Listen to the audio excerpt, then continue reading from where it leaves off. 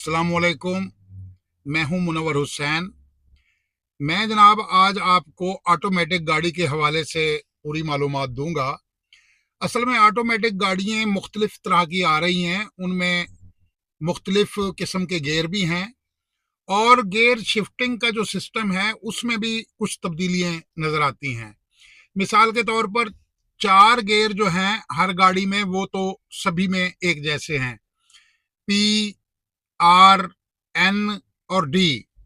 इसके अलावा किसी गाड़ी में एस गियर आ जाता है, किसी में D3 आ रहा है और उसके अलावा SB आ रहा है किसी गाड़ी में, किसी में SL आ रहा है। तो ये सारी तब्दीलियां जो हैं गियरों की, इनको समझने में कुछ ड्राइवरों को मुश्किल होती है। तो मैंने सोचा क्योंकि इसके ऊपर एक थोड़ी सी डिटेल बताई जाए ताकि हर ड्राइवर को इन गाड़ियों के बारे में सही तरह से समझ में आ जाए। तो इसकी हकीकत यह है कि D3 जो है वो तो 3 गेयर हैं एक साथ। जिस गाड़ी में भी D3 गेयर आया है वो पहला, दूसरा, तीसरा। ये गेयर खास तौर पर इस्तेमाल होता है पहाड़ी इलाके में। वहां पर इस्तेमाल इसलिए होता है कि अगर आप डी में जाएं तो डी में भी गाड़ी चढ़ जाती है, मसला नहीं है, लेकिन प्रॉब्लम ये होता है कि चढ़ाई यकसू एक जैसी नहीं होती। रास्ते में कहीं ढलवान आ जाती है, कहीं सीधी हो जाती है, कहीं चढ़ाई फिर शुरू हो जाती है। तो वहां पर अगर आपने डी गियर लगाया हुआ हो तो क्या करती है गाड़ी, जैसे ही सड़क सीधी आती है तो उसका सेंसर उसे बताता है कि अब सड़क सीधी आ गई है, तो वो फौरन चौथा गियर शिफ्ट कर देती है। तो कहा जाता है कि चढ़ाई के ऊपर बार बार गियरों का जो शिफ्ट होना है वो ठीक नहीं होता ऑटोमेटिक गाड़ी में। तो वहां पर अगर आप तीसरे गियर में गाड़ी डालकर चढ़ाएं तो उससे ये फायदा होता है कि कहीं अगर कम चढ़ाई होगी तो भी वो तीसरे में रहेगी, अगर ज्यादा चढ़ाई आएगी तो भी तीसरे में रहेगी। तो तीसरे में 40 से लेकर 60-70 तक आप चलते रहें तो ये काफी बड़ा गैप होता है, 40 से 70 तक। तो इसी अपना चढ़ाई के ऊपर इससे ज्यादा स्पीड में नहीं चढ़ा जाता, तो उसमें तीसरा गियर जो है बड़ा सूटेबल होता है। अच्छा, अब 3D के अलावा 2 और 1 गियर भी मैनुअल में आ जाता है। उस गियर का मतलब ये होता है कि पहले और दूसरे गियर में आप गाड़ी अगर चलाना चाहें कहीं अपनी जरूरत के तहत, तो वो गियर भी मैनुअल शक्ल में गाड़ी में मौजूद होते हैं। अच्छा, कुछ गाड़ियों में एस और बी गियर आता है। एस गियर तो फास्ट ड्राइविंग के लिए होता है और जो बी गियर है वो होता है चढ़ाई और उतराई पर। यानी उतराई के ऊपर अगर आप की गाड़ी ज्यादा रेस हो रही है, आगे उतराई में स्पीड बढ़ रही है, तो आप अगर बी गियर में डाल देते हैं तो गाड़ी की स्पीड कंट्रोल रहेगी, ज्यादा स्पीड नहीं बढ़ेगी। तो चढ़ाई में भी अगर उस गियर का इस्तेमाल किया जाए तो भी वो गाड़ी एक मुनासिब स्पीड पे चलती है, बी गियर। अच्छा, कुछ गाड़ियों में एल गियर आता है, एस के साथ एल। अच्छा, एल गियर जो होता है वो तकरीबन सेम पहले गियर की तरह होता है, या पहले और दूसरे गियर जितनी उसमें ताकत होती है वो भी किसी मुश्किल जगह पर लगाने की जरूरत होती है। कहीं कच्चे में आप चल रहे हैं, कहीं रेत आ गई है या कहीं कोई कीचड़ वीचड़ है, तो वहां पर वो गियर लगा दो तो गाड़ी बैठती नहीं है, गाड़ी निकल जाती है। ये गियर इन मकसद के लिए होते हैं। अब आ जाते हैं इन गियरों की हिफाजत के हवाले से। एक आम तासुर है कि ऑटोमेटिक गियर जो हैं जी वो खराब हो जाएं तो उन पर बड़ा खर्च आता है, लेकिन हकीकत यह है कि ऑटोमेटिक गियर खराब होता ही नहीं है आसानी से, और गाड़ी के इंजन को भी बहुत फायदा पहुंचाता है ऑटोमेटिक गियर। उसकी मैं एक वजह बताता चलूं। देखें, आप मैनुअल गाड़ी चलाते हैं ना, तो गियर शिफ्टिंग के अंदर आपसे कुछ गलतियां होती हैं। मिसाल के तौर पर आप कहीं गाड़ी को कच्चा गियर लगा देते हैं, कहीं गाड़ी की पूरी खिंचाई नहीं करवाते, लेकिन ऑटोमेटिक गाड़ी उसको परफेक्ट खिंचाई देती है और परफेक्ट उसको जो टार्क होता है या उसकी गाड़ी की जो पावर होती है उसको बिल्कुल मैनेज किया हुआ होता है ऑटोमेटिक सिस्टम के अंदर, और उससे गाड़ी के इंजन को तो बिल्कुल कोई नुकसान पहुंचता ही नहीं। तो ऑटोमेटिक गाड़ी जो है वो गाड़ी की इंजन की लाइफ के लिए बहुत ही मुफीद होती है। लेकिन हमारे यहाँ चूंकि पुरानी गाड़ियां बहुत ज्यादा हैं, नई गाड़ियां भी हैं, लेकिन मैनुअल का रिवाज है। मैं आपको बताऊं कि पूरी दुनिया के जितने तरक्की याफ्ता मुल्क हैं उनके अंदर मैनुअल गाड़ी बिल्कुल खत्म हो गई है। सिर्फ हैवी गाड़ियां जो बड़ी हैं, ट्रक ट्रॉलर या बड़ी पिकअप वगैरह, उनमें मैनुअल गाड़ियां नजर आती हैं ये तरक्की याफ्ता ममालिक में। बाकी तमाम गाड़ियां ऑटोमेटिक हैं। वहां पर एक और सिस्टम भी है कि वहां गाड़ियां एक खास वक्त के बाद तब्दील कर ली जाती हैं, जबकि हमारे यहाँ गाड़ियां वही पुरानी चलती रहती हैं। तो इसलिए मैनुअल गाड़ियां यहाँ पर बहुत हैं और हमारे यहाँ अभी तक भी नई गाड़ियां भी मैनुअल आ रही हैं। तो मैनुअल गाड़ी से कहीं ज्यादा बेहतर होती है ऑटोमेटिक गाड़ी, इंजन लाइफ के लिहाज से भी और चलाने के लिहाज से भी आसान होती है। तो अब आ जाते हैं इसकी हिफाजत के हवाले से।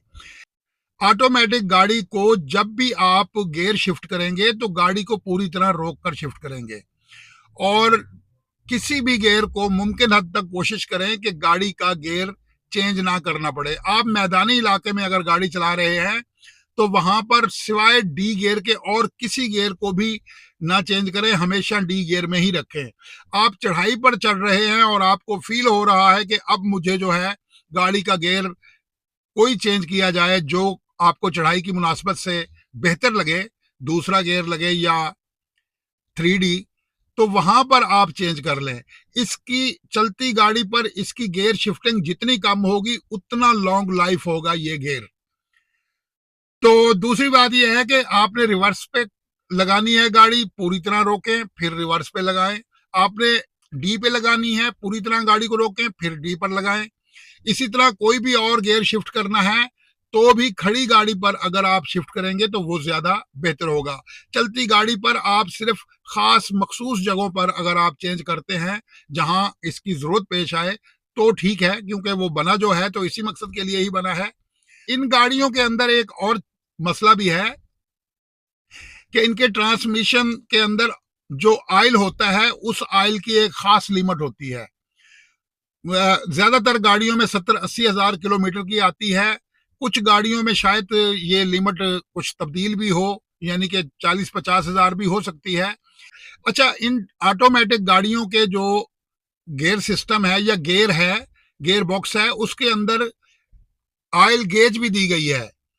इस गाड़ी का ऑयल सही वक्त पर चेंज होता रहे, इस गाड़ी का ऑयल कहीं से लीक ना हो जाए और लीक हो जाए और आपको पता ना चले, ऐसी सूरत में गाड़ी को कोई नुकसान पहुंच सकता है। अदरवाइज इस गाड़ी को कोई नुकसान नहीं पहुंचता। ये मैनुअल गियर से भी ज्यादा मजबूत और अच्छा गियर होता है और अब इसी गियर का ही जमाना है। तो आप भी जब भी कोशिश करें को गाड़ी चेंज करने की तो ऑटोमेटिक ही खरीदें, लेकिन इसके चलाने के जो सही तरीके हैं उन्हें अपनाना बहुत ही जरूरी है। देखें, इस गाड़ी का एक असूल है कि गाड़ी अब ये खड़ी हुई है, मुझे अब ये गाड़ी चलानी है तो मुझे सबसे पहले ब्रेक पर पांव रखना है और फिर मैंने इसको सल्फ लगाना है, तो तब ये गाड़ी स्टार्ट होगी। पार्किंग से निकालना है तो पार्किंग से निकालने से पहले मुझे जो तरीका करना है वो मैं अभी प्रैक्टिकली आपको करके दिखाता हूं। इस तरीके से अगर आप गाड़ी को चलाएंगे तो आपकी गाड़ी को कोई नुकसान नहीं होगा। ये गाड़ी स्टार्ट हो चुकी है, तो अब मैं आपको इसके बारे में बताता हूं। ये गाड़ी जो है, ये इसका गियर सिस्टम है। इस गाड़ी के अंदर जो गियर आए हैं वो P है, R है और उसके बाद ND321। तो इन गियरों के बारे में मैंने आपको पूरी डिटेल बताई। अब मैं इस गाड़ी को पार्किंग गियर से अगर निकालना चाहता हूं तो मुझे सबसे पहले ब्रेक पर पांव रखना पड़ेगा। ये आप देख रहे होंगे मैंने ब्रेक पर पांव रखा हुआ है। ब्रेक पर पांव रखने के बाद मैं इस बटन को दबाऊंगा। ये बटन यहाँ भी हो सकता है, यहाँ भी हो सकता है, यहाँ ऊपर भी हो सकता है। तो इस बटन की कोई मसला नहीं है, ये कहीं भी हो सकता है। तो इसको मैं दबाने के बाद जब पीछे करूंगा तो गियर निकलेगा। अगर ये गाड़ी यही इसी पोजीशन पे है, मैं इसे अगर निकालना चाहूं तो ऐसे नहीं निकलेगा। ये गियर बटन दबाए बगैर नहीं निकलता। ये अब गाड़ी रिवर्स में आ गई है, आप टन टन की आवाज सुन रहे हैं और ये मेरा कैमरा भी ऑन हो गया है। तो ये अब न्यूट्रल में आ गई है गाड़ी। अच्छा, याद रहे कि ये न्यूट्रल से डी में भी बगैर शिफ्ट हो जाती है और D3 में भी बगैर इस बटन दबाए शिफ्ट हो जाती है। लेकिन ये गाड़ी रिवर्स में, यानी अब न्यूट्रल पे है, तो मैं इसे अगर रिवर्स में करना चाहूँ तो बगैर इसे दबाए ये रिवर्स में नहीं जाएगी, और मैं अगर इसे पार्किंग में करना चाहूँ तो बगैर इसे दबाए ये पार्किंग में नहीं जाएगी। तो पार्किंग से निकालने के लिए इस बटन को दबाना भी लाजमी होता है, और रिवर्स से डी पर लाने के लिए भी इसको दबाना जरूरी होता है। और उसके बाद D3, ये न्यूट्रल है, न्यूट्रल से D3 बगैर बटन दबाए लग जाता है, और जो 2 गियर है वो नहीं लेगी। 2 गियर और 1 गियर के लिए भी इसे दबाना जरूरी होता है। ये अब 1 गियर में आ गई है। तो ये है इस गाड़ी की। अच्छा, एक और असूल है इसका। वो असूल ये है, ये बड़ी पते की बात है, आप गाड़ी जहां कहीं भी रोकें, सबसे पहले गाड़ी को आप न्यूट्रल पे रोकें, यानी रुककर आपने उतरना है। ये गाड़ी अब न्यूट्रल पे आ गई है, ये न्यूट्रल पे, ये हैंड ब्रेक अब डाउन है, आप आकर रुके हैं।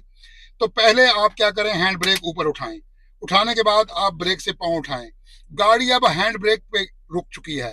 अब आप इसको जो है पी गियर में डालें। अब पी गियर में डालने का फायदा क्या होगा कि अब आपके पी गियर के ऊपर लोड नहीं होगा, आपका पी गियर बिल्कुल फ्री खड़ा होगा और गाड़ी को असल में हैंड ब्रेक ने रोका हुआ होगा। जब आप दोबारा आकर गाड़ी स्टार्ट करेंगे, ब्रेक पर पहले पांव रखेंगे, फिर इसको न्यूट्रल में लाएंगे, न्यूट्रल में लाने के बाद फिर हैंड ब्रेक छोड़ के फिर इसको डी में लगा के आप चलाएंगे। ये है इस गाड़ी का एक बेहतरीन असूल। तो आप अगर इन असूलों पर अमल करेंगे तो ये गाड़ी बहुत अच्छा रिजल्ट देगी, ना गियर खराब होगा ना कुछ होगा। आप गाड़ी का सही वक्त पर गियर ऑयल चेंज करवाएं। गियर ऑयल अगर कभी लीक हो जाए तो उसे सही वक्त पर उसका काम करवा के उसे फिट करवाएं, सेट करवाएं। तो इससे क्या होगा कि गाड़ी का गियर कभी खराब नहीं होता, क्योंकि गियर मैनुअल खराब होगा, वो आप हाथ से शिफ्ट करते हैं, कभी सही लग गया गियर, कभी लगाने में कोई गलती हो गई तो कोई गरारी की आवाज आ गई, कुछ ऐसा हो सकता है। लेकिन इस गाड़ी का कोई भी गियर आपने खुद से तो चेंज करना नहीं है, गाड़ी ने खुद करना है। तो खुद गियर जो गाड़ी चेंज करती है वो बहुत अच्छा रिजल्ट देती है। तो इन बातों का ख्याल रखते हुए आप अगर गाड़ी को चलाएंगे तो ऑटोमेटिक गाड़ी आपके लिए बेहतरीन गाड़ी साबित होगी, और पूरी दुनिया में अब ऑटोमेटिक गाड़ियां ही चल रही हैं। तो अब आ जाते हैं थोड़ा सा इस सिस्टम के ऊपर। मैं ये स्विच बंद करके आपको इसकी लाइट्स के बारे में भी थोड़ा सा बता दूं। ये सामने हैंड ब्रेक की लाइट जल रही है।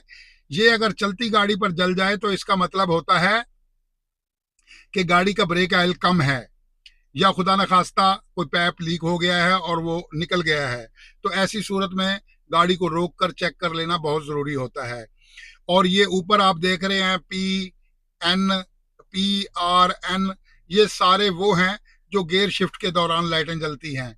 और उसके बाद मैं आपको ये स्विच लगा कर दिखाऊं तो इसकी ये जो साइड वाली लाइट है, ये एक बैटरी की लाइट है और एक ऑयल की लाइट है। ये जब गाड़ी का जनरेटर काम करना छोड़ दे तब बैटरी वाली लाइट जलती है, और उसके साथ जो सुर्ख लाइट है वो ऑयल की है। गाड़ी का अगर ऑयल बहुत ज्यादा कम हो जाए तो तब जलती है, या फिर ऑयल किसी वजह से निकल जाए तो तब जलती है। तो इसके बारे में आपको ये सही तरह से मालूम होना चाहिए। रेड लाइट जब भी गाड़ी के अंदर जलती है वो किसी खतरे की अलामत होती है। वो अब इस गाड़ी के अंदर ये गियर के अंदर P की लाइट है और गियर में दूसरी N की लाइट है। गाड़ी को कभी भी N गियर में खड़ा करके ना जाएं, क्योंकि 3D और D गियर बगैर बटन दबाए लग जाता है, बगैर ब्रेक पर पांव रखे लग जाता है। तो इस सूरत में आप नीचे उतरते हैं, कोई पीछे से किसी का हाथ लग जाए तो गाड़ी चल पड़ेगी। तो कोशिश करें कि हमेशा पार्किंग गियर में ही खड़ी करके जाएं, और जो मैंने तरीका आपको बताया है उस तरीके पे अमल करें तो आपका गियर कभी खराब नहीं होगा और ज्यादा देर तक ये गियर अच्छा चलेगा।